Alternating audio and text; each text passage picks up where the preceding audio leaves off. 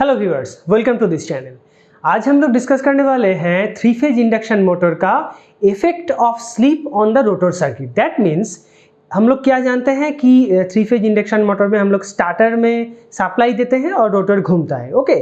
और एक टर्म रहता है जो स्लीप कहा जाता है। Sleep means the difference between synchronous speed and the rotor speed divided by the synchronous speed. तो ये स्लीप का रोटर सर्किट में क्या क्या इफेक्ट होता है वो आज हम लोग देखेंगे। That means rotor induced voltage में, रोटर करंट में, पावर फैक्टर में, ये क्या कैसे कैसे ये एस जो है स्लीप, ये कैसे कैसे रोटर सर्किट का ये पैरामीटर्स के ऊपर चेंजेस लाता है, ये हम लोग आज डिस्कस करने वाले हैं। So without wasting any time, let's get started.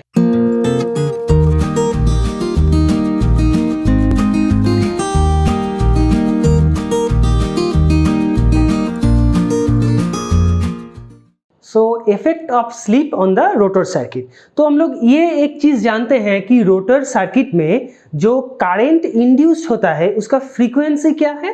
Frequency हम लोग ये प्रूव भी कर चुके हैं कि F dash, that means the frequency of the rotor circuit is nothing but S into F, okay.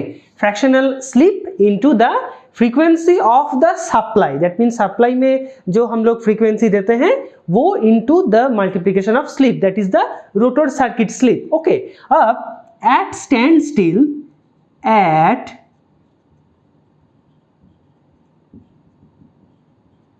still S equals to 1, so we can write F dash equals to F, that means supply frequency equals to the rotor circuit frequency, okay। तो similarly हम लोग ये क्या कह सकते हैं कि मान लो हम लोग एक डायग्राम ड्रॉ कर लेते हैं। हम लोग जानते हैं कि थ्री फेज जो सर्किट होता है वो स्टार कनेक्शन और डेल्टा कनेक्शन में होता है, ठीक है। तो यहाँ पे हम लोग एक छोटा करके सर्किट ड्रॉ कर लेते हैं ये, और मान लो कि ये है rotor circuit, okay. Rotor and stator, okay. तो इसमें पर फेज जो वोल्टेज इंड्यूस्ड हो रहा है दैट इज E1, और यहां पे पर फेज जो वोल्टेज इंड्यूस्ड हो रहा है that is E2, okay. So at stand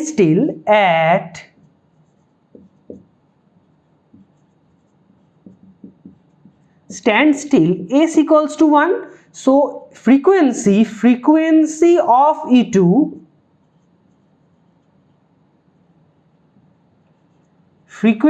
of E2 is also F, that means the supply frequency, where F is nothing but the supply frequency, clear.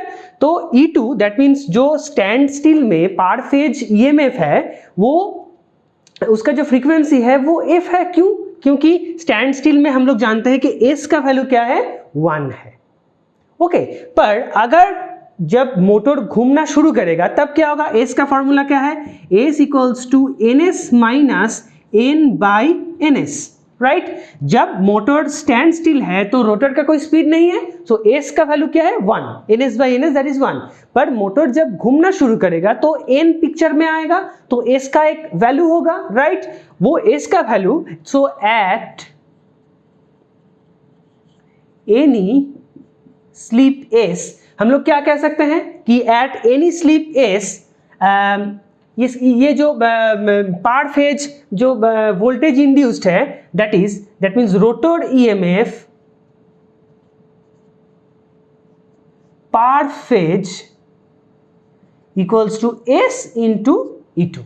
Rotor EMF per phase equals to S into E2। That means जब motor घूमना शुरू किया तो S picture में आया, S का एक value हुआ, वो that is obviously less than the 1, क्योंकि यहाँ पे देखो ऊपर का जो टर्म है वो डिक्रीज हो रहा है और नीचे का टर्म जो है वो फिक्स्ड है, राइट। सो हम लोग कह सकते हैं कि that at any slip S the value of the S is less than 1, okay. So rotor EMF per phase equals to S into E2, that means slip into E2, where E2 is the standstill EMF per phase of the rotor, okay। तो ये हो गया। अब हम लोग क्या जानते हैं कि रोटर सर्किट और स्टेटर सर्किट रेजिस्टेंस और इंडक्टेंस से बना होता है, resistance for the loss component and inductance for the magnetizing component, right. So यहाँ पे सभी जो आर्म है ये सभी कंसिस्ट है एक रेजिस्टेंस एक इंडक्टेंस से, राइट। अब इंडक्टेंस का वैल्यू क्या होगा, that means reactance of the rotor per phase क्या होगा। सिमिलरली हम लोग क्या लिख सकते हैं,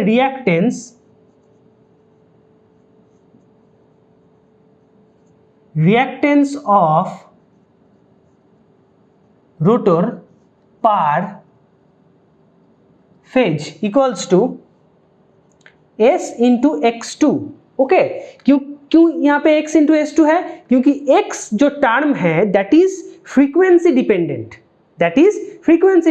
क्यों, क्योंकि वहां पे इंडक्टेंस है। तो इंडक्टेंस का वैल्यू क्या है, L equals to omega L, so 2 pi f into L. तो यहाँ पे देखो क्या है, फ्रीक्वेंसी एक टर्म है, तो ये फ्रीक्वेंसी अगर चेंज होगा दैट मीन्स हम लोग जानते हैं कि जब मोटर घूमना शुरू करता है तो ये फ्रीक्वेंसी चेंज हो जाता है, क्योंकि रोटर का फ्रीक्वेंसी का वैल्यू क्या है, s इंटू एफ। सो अगर ये फ्रीक्वेंसी चेंज होगा तो ऑब्वियसली l चेंज होगा, इसका ये एक्चुअली एक्सएल है। ओके, एक्सएल का वैल्यू क्या है, ओमेगा इंटू एल, सो 2 पाई एफ एल। सो यहाँ पे हम लोग लिख सकते हैं s इंटू x2, क्योंकि x2 का वैल्यू क्या है, at stand still rotor reactance. So अगर घूमना शुरू करेगा at any slip s, so that will be s into x2। Okay, और हम लोग जानते हैं कि रोटर फ्रीक्वेंसी का क्या वैल्यू है, सो वो वहां पे लिखा हुआ है। हम लोग एक बार फिर से यहाँ पे लिख लेते हैं, रोटर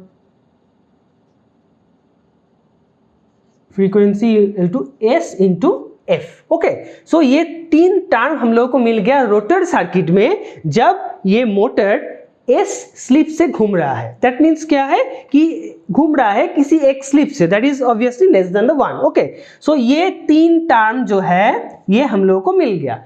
अब हम लोग निकालेंगे कि रोटर करंट और पावर फैक्टर क्या है एट स्टैंड स्टिल और एट स्लिप एस। ओके, सो हम लोग यहां पे ही कर लेते हैं। सो rotor current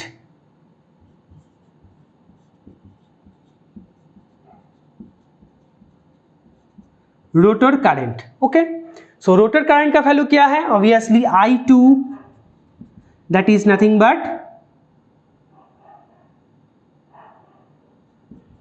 E2 by Z2।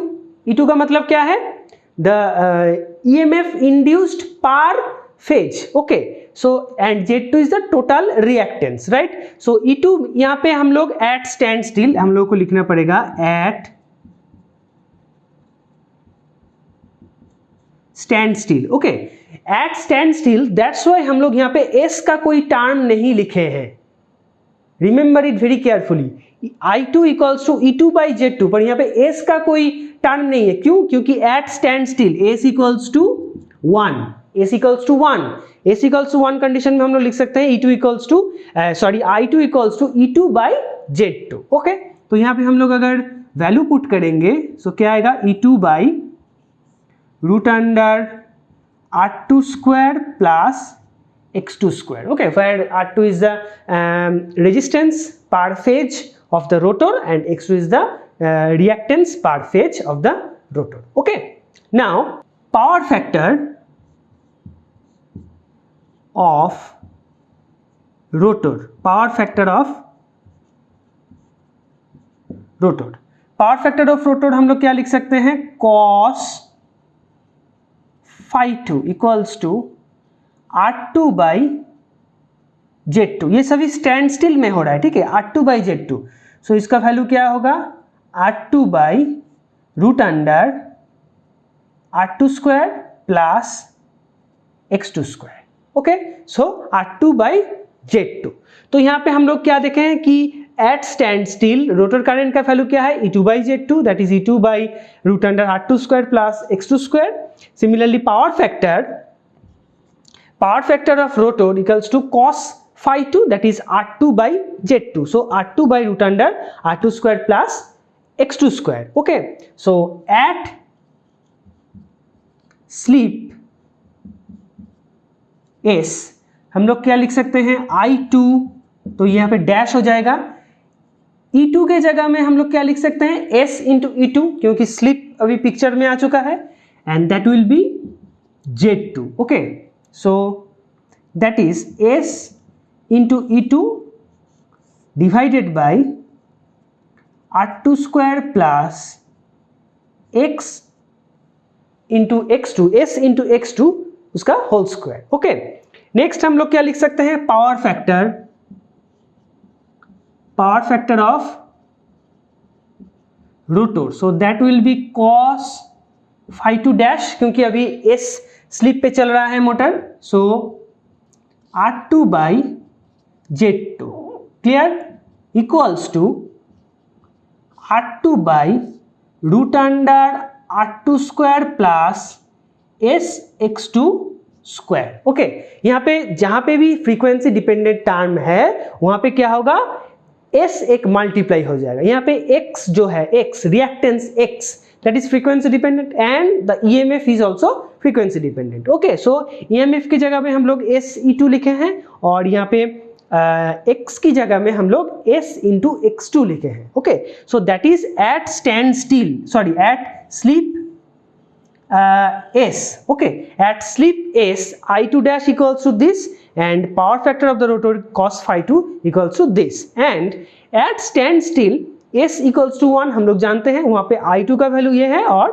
Power factor का वैल्यू ये है। ओके, तो ये सब हम लोग जो फॉर्मूलाज हम लोग डिराइव किए हैं इसकी मदद से हम लोग प्रॉब्लम सॉल्व कर सकते हैं इजीली। ओके, और एक चीज मैं कहना चाहता हूं कि ये जो 3 फेज इंडक्शन मोटर है दैट इज, हम लोग जानते हैं कि पहले क्लास में हम लोग डिस्कस किए थे कि that is a nothing but a transformer with a rotating secondary. Okay, तो हम लोग अगर ऐसे हम लोग निकालना, अगर प्रॉब्लम में दिया है तो इट्स ओके, पर अगर हम लोग मान दो कि E2 यहाँ पे दिया हुआ है, ठीक है, सॉरी E1 दिया हुआ है, हम लोग को E2 निकालना है एट स्टैंड स्टिल, सो कैसे आएगा, हम लोग जो फॉर्मूला यूज करके ट्रांसफार्मर का जो निकाले थे सेकेंडरी का, कैसे निकाले थे हम लोग, E1 by E2 equals to N1 by N2, clear, E1 by E2 equals to N1 by N2, so E2 यहाँ पे दिया हुआ है इनटू, सो E1 दिया हुआ है, सो E1 का वैल्यू क्या होगा, E1 equals to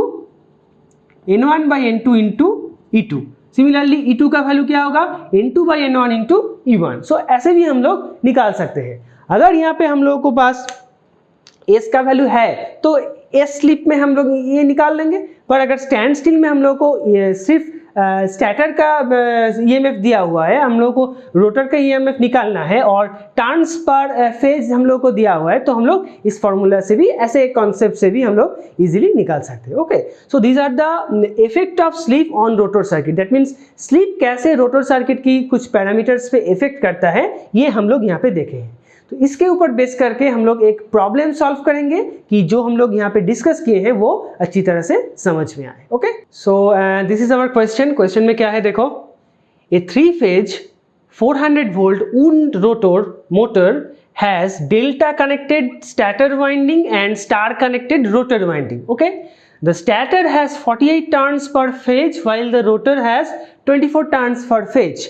Find the standstill or open circuit voltage across the slip rings. Okay, यहाँ पे दो चीज इंपॉर्टेंट है, delta connected starter winding and star connected rotor winding. तो यहाँ पे हम लोग जल्दी से ये जो डायग्राम है वो ड्रॉ कर लेते हैं, delta connected starter winding. Okay, so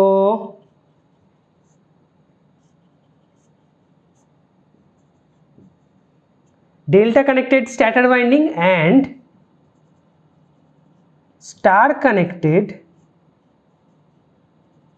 rotor winding. Okay, तो यहाँ पे 400 वोल्ट ये पर फेज जो वोल्टेज है that is 400 volt, that means E1 is 400 volt. Okay, and starter has 48 turns per phase. Okay, तो स्टार्टर का टर्न क्या है, N1 equals to 48 and N2 that is rotor has 24 turns per phase, so that is 24। Clear. अब हम लोग को क्या निकालना है, फाइंड द स्टैंड स्टिल और ओपन सर्किट वोल्टेज। तो स्टैंड स्टिल में स्लिप का वैल्यू क्या है, 1 है। सो हम लोग को क्या निकालना है, सिर्फ E2। ओके, तो हम लोग जो थ्योरी में डिस्कस किए थे कि अगर स्लिप नहीं रहा स्टैंड स्टिल में E2, सिर्फ हम लोग को E2 निकालना है और E1 दिया हुआ है, टर्न्स दिया हुआ है, तो हम लोग ट्रांसफार्मर का जो कॉन्सेप्ट है वहां से हम लोग E2 निकाल सकते हैं। ठीक है, सो वो क्या है, E1 by E2 that is N1 by N2। सो हम लोग को क्या निकालना है, E1 दिया हुआ है, E2 निकालना है, right. So E2 is nothing but E1 into N2 by N1, right. So E1 यहाँ पे क्या है 400, N2 क्या है 24 और N1 क्या है 48। Okay, so this will be half, so 400 into half, so that is 200 volt, right? So E2 that is 200 volt. Okay, so E2 that means E2 यहाँ पे क्या है, E2 है पर phase, that is E2.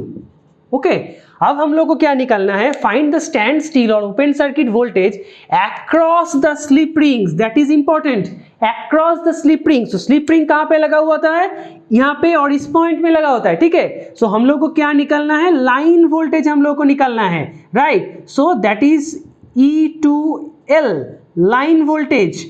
So E2L that means line voltage is nothing but the 200 into root 3. okay, so हम लोग को क्या निकालना है, स्टैंड स्टिल और open circuit voltage. So stand still voltage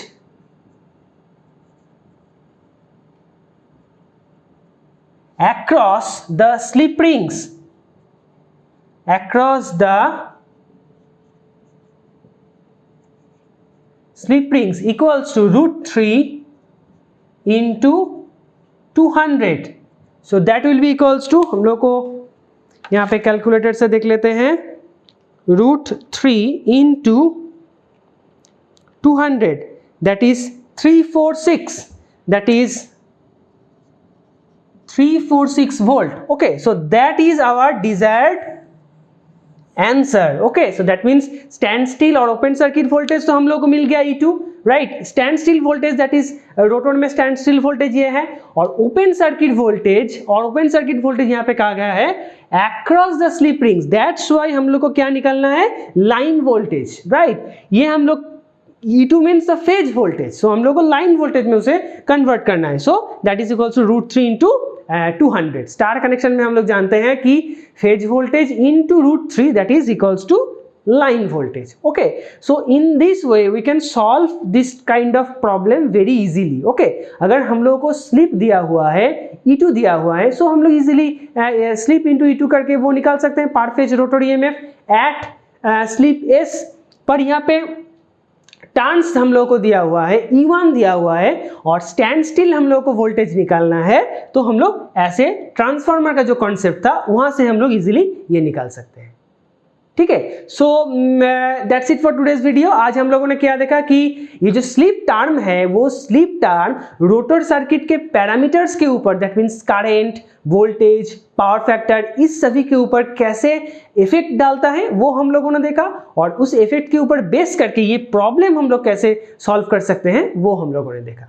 So that's it for today's video guys. If you like this video then like the video and share it with your friends. Those who are new in this channel please subscribe the channel and hit the bell icon. मिलते हैं अगले video में, तब तक के लिए Tata and good bye.